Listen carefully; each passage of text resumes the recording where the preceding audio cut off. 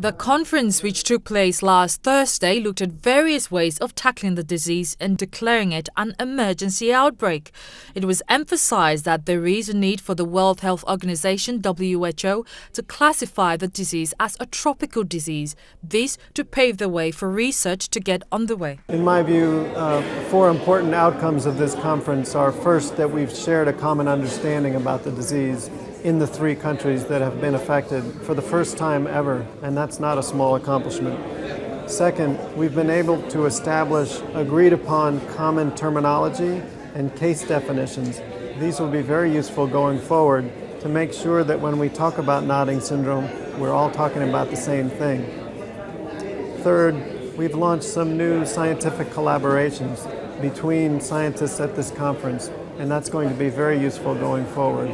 And finally, I hope that we've sparked some funding opportunities that will encourage the development partners to increase funding for nodding syndrome in the years to come. The source of the nodding disease has unknown origins and there is no cure for it. Victims tend to have seizure-like episodes and constant head nodding.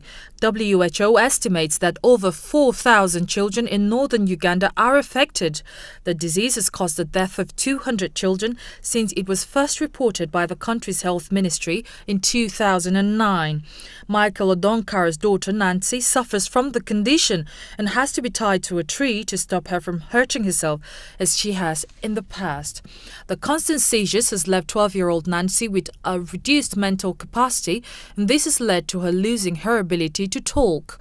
Michael, her father, confesses to the hurt he endures each time he has to tie his daughter to a tree, but says it is the only way to stop her from drowning in the river or perhaps getting lost in the bushes or burning her hand in the fire. The wounds from Nancy's fingers are from her falling in fire. However, Michael remains hopeful that something would happen to save his daughter's life.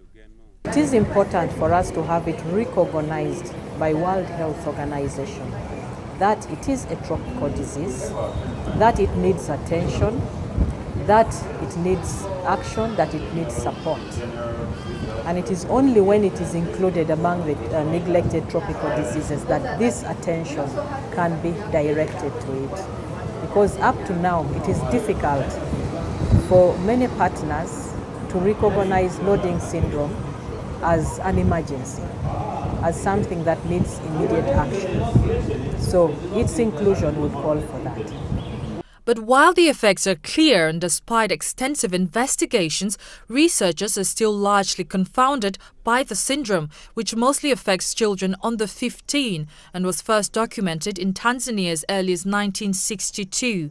The US-based Center for Disease Control, CDC, is currently working with the Ugandan government to investigate the syndrome.